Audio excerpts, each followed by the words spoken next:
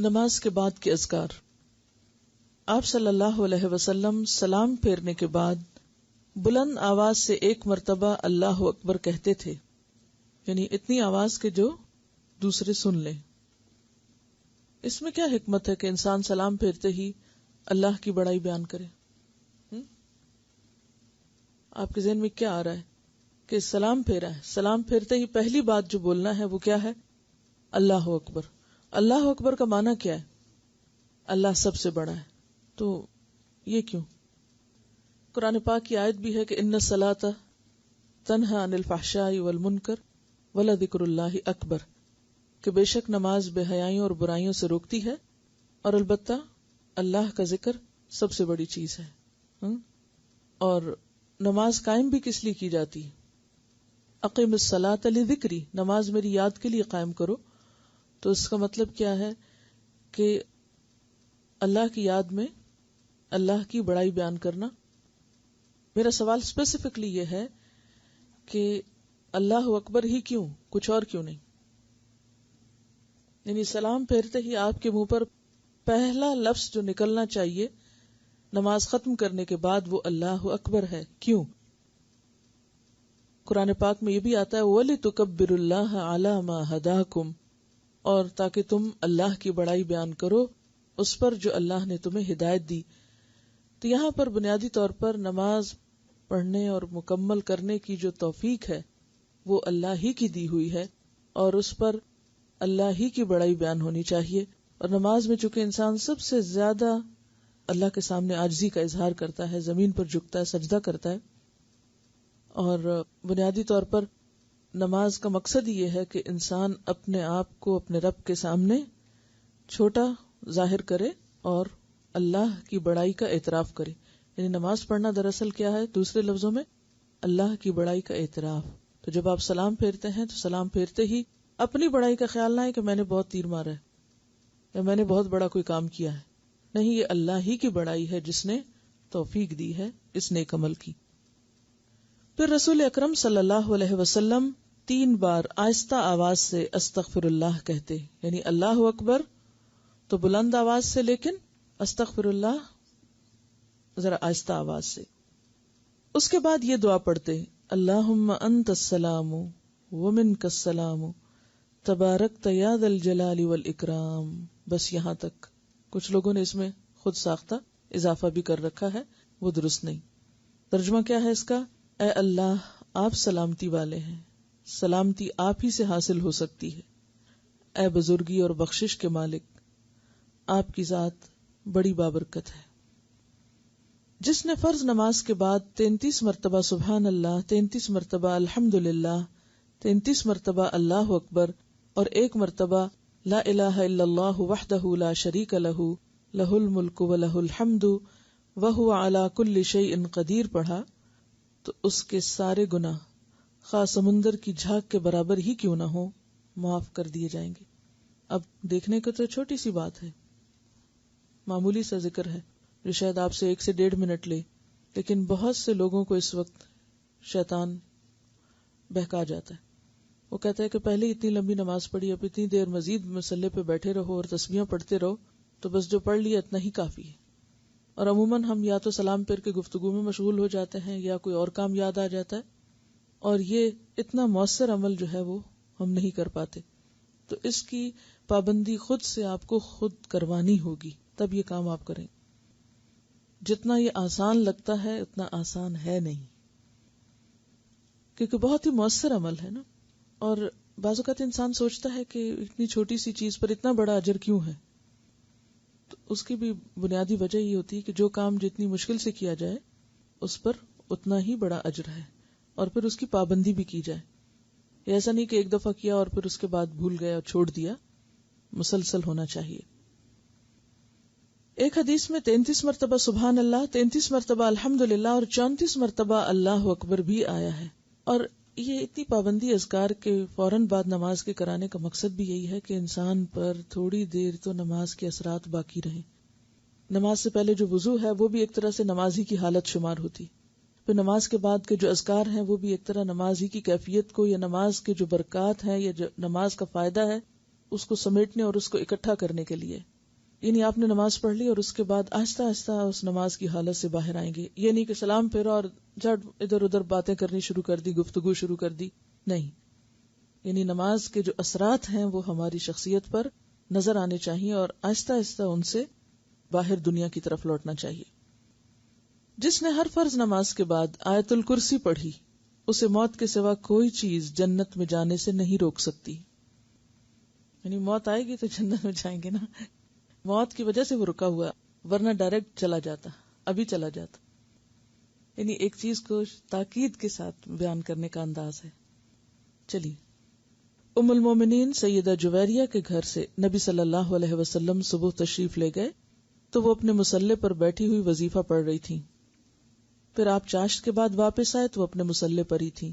آپ نے فرمایا, میں نے 4 کلمے 3 مرتبہ کہے ہیں, اگر ان کا وزن تمہارے اتنے طویل وظیفے کے ساتھ کیا جائے تو وہ 4 کلمات وزن میں بڑھ جائیں گے. وہ 4 کلمات ہیں, سبحان اللہ و بحمدہ عدد خلقہ ورضا نفسہ وزنۃ عرشہ ومداد کلماتہ. پاک ہے اللہ اور تعریفیں اس کے لیے ہیں, اس کی مخلوق کی گنتی کے برابر, اس کی ذات کی خوشنودی کے مطابق, اور اس کے عرش کے وزن کے برابر, اور اس کے کلمات کی سیاہی کے برابر.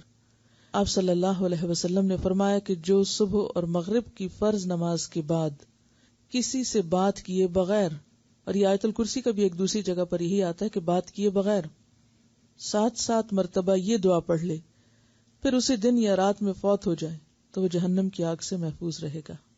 اور وہ دعا ہے, اللہم اجرنی من النار, اے اللہ مجھے جہنم کی آگ سے محفوظ رکھ.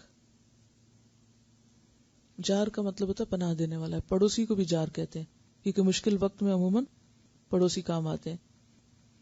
تو یہ جو دعا ہے کتنی مختصر ہے نا, اللہم اجرنی من النار. مجھے یاد ہے کہ بہت چھوٹی تھی میں, ابھی شاید نماز فرض بھی نہیں ہوئی تھی, تو میری والدہ نے مجھے کلمات یاد کرائے تھے. عموماً یہ ہوتا ہے کہ ماں نماز پڑھ کے بیٹھتی نا, بچے آ کے گود میں لیٹ جاتے ہیں. بڑے بھی ہو جاتے ہیں بچے, تو آپ نے دیکھا ہوگا کہ عموماً ان کو بہت مزہ آتا ہے نماز کے بعد زمین پہ بیٹھ کے آپ کی گود میں لیٹنے کا. تو یہ بڑا اچھا موقع ہوتا ہے کہ جب وہ خود آپ کے پاس آئیں اور لاڈ کریں, اور آپ اس وقت انہیں کوئی پیار سے اچھی سی بات سکھا دیں. اور بچپن میں سیکھی ہوئی باتیں پھر ساری زندگی نہیں بھولتی, وہ آٹومیٹیکلی جاری ہو جاتی ہیں. تو یہ تمام مائیں اپنے اپنے بچوں کو سکھا دیں. تو انشاءاللہ اگر مغرب کی نماز کے بعد ہی بچے ساتھ پڑھیں نماز, یا جیسے بھی مناسب ہو, اس کو آپ اپنا ہوم ورک سمجھیے. جن کے بچے نہیں ہیں چھوٹے, وہ بچوں کے بچوں کو بھی سکھا سکتے ہیں, اور اس کے علاوہ بہن بھائیوں کو بھی سکھا سکتے ہیں. ابھی آپ نے آیت الکرسی کے بارے میں پڑھا ہے, تو عام طور پر تو ہم ہر نماز کے بعد آیت الکرسی پڑھتے ہیں, لیکن خواتین جن دنوں میں نماز نہیں پڑھتی ان دنوں میں آیت الکرسی کو بھی بھول جاتی. آیت الکرسی کے بہت سارے فائدے, کچھ آج بھی آپ نے پڑھے, لیکن اصل چیز جو ضرورت ہے وہ ہے پابندی, کہ پابندی کے ساتھ آپ اس کو پڑھیں. بعض اوقات ہم ان چیزوں کو معمولی سمجھتے ہیں اور غفلت برتتے ہیں, لیکن انسان کو کچھ پتہ نہیں ہوتا کہ کس وقت کون سی بلا یا مصیبت کہاں سے آ جائے. کل کسی نے مجھ سے ذکر کیا کہ ان کی ایک عزیز ہیں, بالکل ینگ ہیں, اور تقریباً 3 سال سے وہ سر کے ایسے شدید درد میں مبتلا ہیں, اور اچانک ہی شروع ہوئی, جس میں انہوں نے ہر قسم کے ٹیسٹ اور ہر قسم کے علاج کر لیے ہیں, لیکن کوئی بھی چیز فائدہ نہیں دے رہی. اب بالآخر کسی نے کہا کہ نظر ہے, کوئی کہتا ہے سحر ہے, کوئی کچھ ہے, کوئی کچھ ہے. بہرحال کوئی بھی سبب ہو سکتا ہے, لیکن اس سے پہلے کہ انسان کسی بھی ایسی مشکل میں خود یا اس کے بچے گرفتار ہوں, ایسی چیزیں جو قرآن اور سنت سے ثابت ہیں حفاظت کے لیے, کیوں نہ ان کو پابندی کے ساتھ پڑھا جائے. تو نہ صرف یہ کہ خود, بلکہ آپ بچوں کو بھی یہ احادیث ساتھ ساتھ سنائیں گے. یہ آپ کا ڈیلی ہوم ورک ہے کہ جو کچھ آپ ان دعاؤں میں سے پڑھیں گے, ضروری نہیں کہ ایک ایک دن میں سب وہ یاد بھی ہو جائیں ان کو, لیکن یہ ہے کہ انہیں آسان طریقے سے ساتھ بتائیں گے اور انہیں بھی اپنے ساتھ پڑھوائیں گے. اگر 2 ٹائم پر نہیں بھی, جیسے فجر میں اگر مشکل ہے تو مغرب کے وقت خاص طور پر اگر انہیں نماز کے ساتھ بٹھا کے آیت الکرسی کی عادت ڈالیں تو انشاءاللہ ان کے لیے بھی اور آپ کے لیے بھی اچھا ہے. دوسری بات یہ ہے کہ اگرچہ بہت سے لوگوں کو آیت الکرسی پڑھنی آتی ہے, لیکن میں نے اچھے بھلوں کو دیکھا آیت الکرسی میں 2 بڑی غلطیاں کرتے ہوئے. ایک یعودہ کو صحیح نہیں پڑھتے, اور دوسرے کرسیہ کو صحیح نہیں پڑھتے. کرسی ہو کو یہ کہ جو شد ہے وہ مس کر جاتے، کرسی ہو پڑ جاتے ہیں، اور اسی طرح یعودہ کو صحیح طور پہ پروناؤنس نہیں کرتے. تو اس میں یہ ہے کہ کوئی بھی چیز افیکٹو اس وقت ہوتی ہے جب آپ اس کو اس کا پورا حق ادا کر کے پڑھیں. بعض لوگ کہتے ہیں ہم پڑھ رہے ہیں دعا، ہم پڑھ رہے ہیں وظیفہ، ہم پڑھ رہے ہیں کوئی چیز، لیکن فائدہ نہیں ہو رہا. ہم یہ بھول جاتے ہیں کہ ہم نے ڈوز ہی صحیح استعمال نہیں کی. مثلا آپ بچوں کو دودھ بنا کے دیتے ہیں تو جب دودھ کی کوانٹٹی ہوتی ہے اس کے بارے میں کتنے کیئرفل ہوتے ہیں کہ نہ کم ہو اور نہ زیادہ ہو. اگر ہر چمچ پہ تھوڑا تھوڑا بھی زیادہ ہوگا تو کیا ہوگا، ڈوز ایکسٹرا ہو جائے گی اور فائدے کی بجائے نقصان دے گی. اسی طرح کوئی بھی دوا جب آپ لیتے ہیں تو اس کو پورا پورا لینا چاہیے صحیح طریقے کے مطابق. تو اسی طرح یتلونہ حق تلاوتہ میں کیا ہے کہ ایک ایک حرف جو اس کے اندر ہے اس کا حق آپ اس کو دیں، اس میں سے کچھ بھی مس نہ کریں.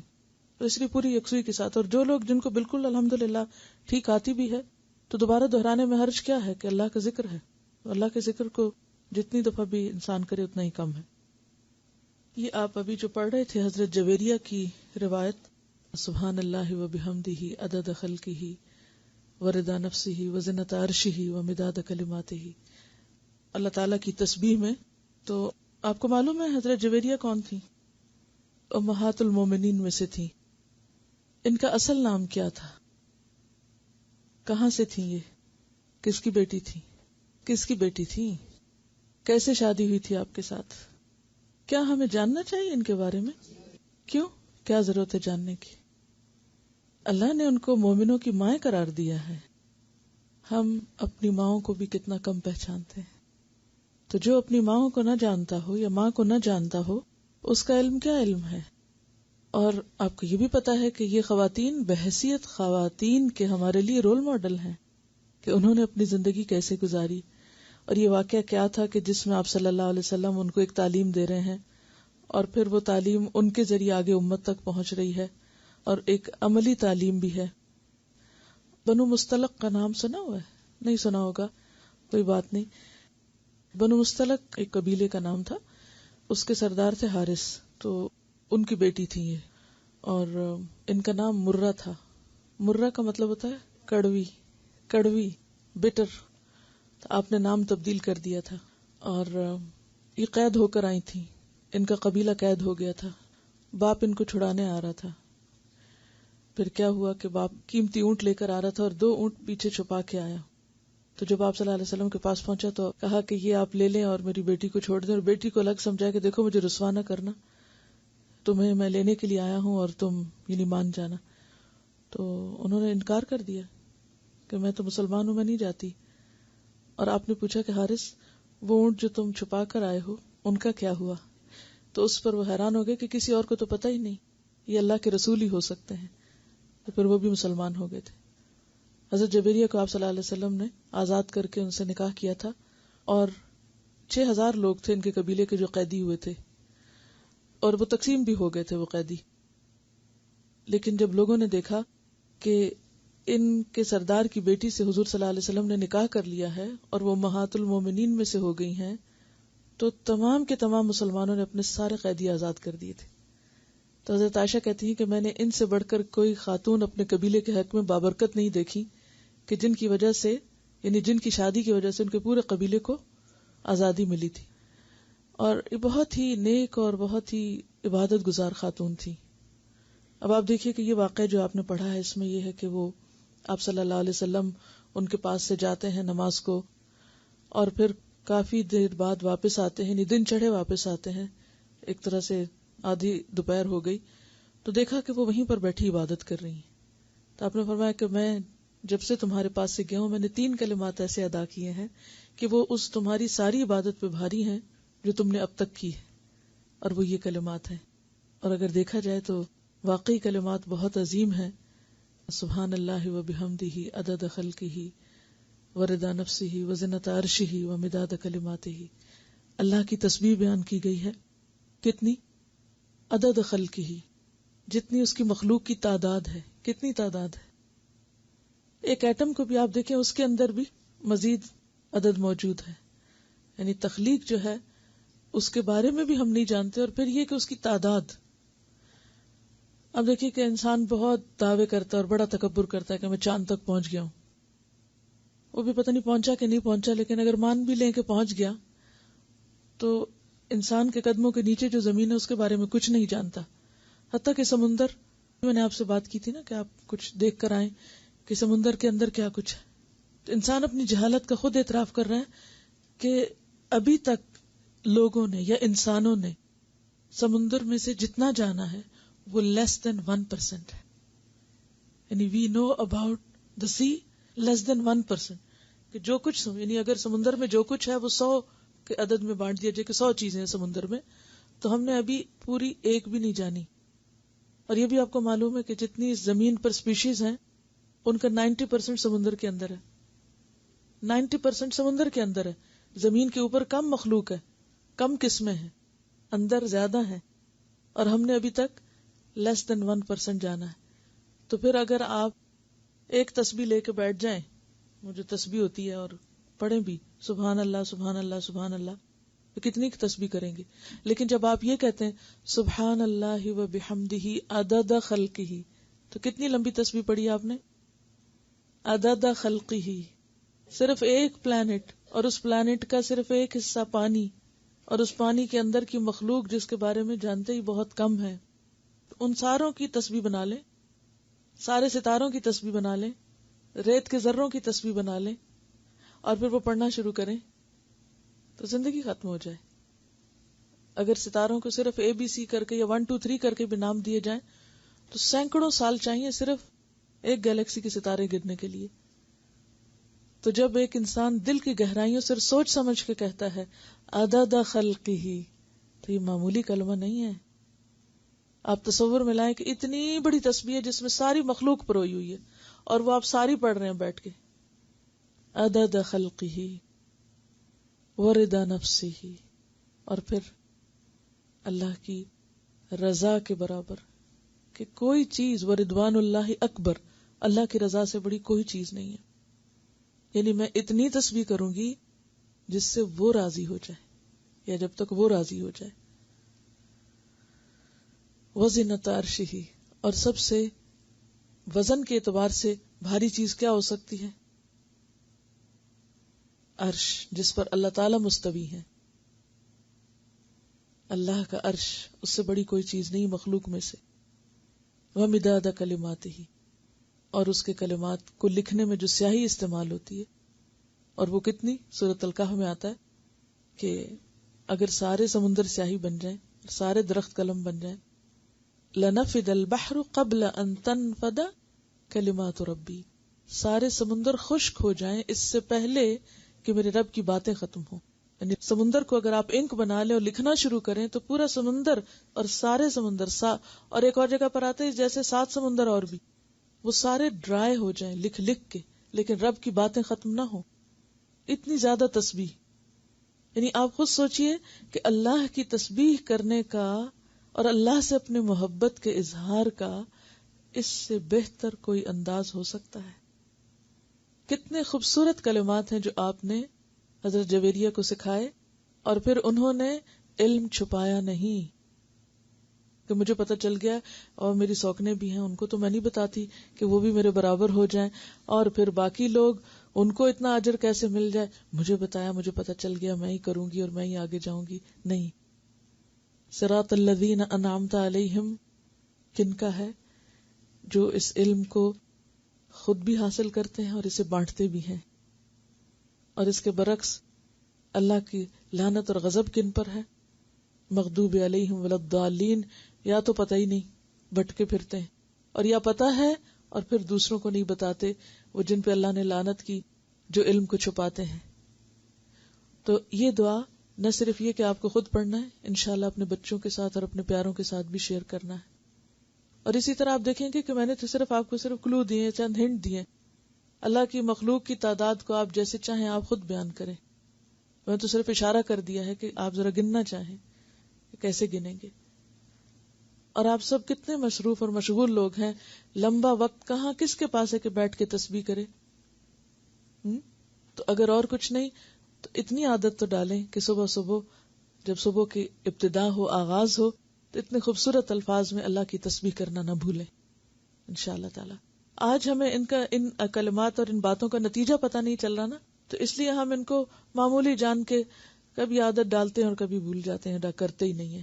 تو اس میں سستی نہیں کرنی، یعنی یہ کرنا ہے تاکہ وہ اجر اور وہ ثواب جو اس کے ساتھ وابستہ ہے وہ حاصل ہو. اور یہی فرق ہوتا ہے جاننے والوں اور نہ جاننے والوں میں، کیونکہ جب انسان جان لیتا ہے تو اس کا عمل اور طرح بدلتا ہے، اور جو نہیں جانتا ان کی حقیقت، اس کے نزدیک یہ معمولی باتیں ہیں، کیا یہ بس ایسی ہی مولوی باتیں کرتے رہتے ہیں. تو اس لیے اگر دن کا آغاز اللہ کے ذکر اور تسبیح کے ساتھ انشاءاللہ ہوگا تو دن بدن اللہ کی محبت میں اضافہ ہوگا. ٹھیک ہے انشاءاللہ تعالی.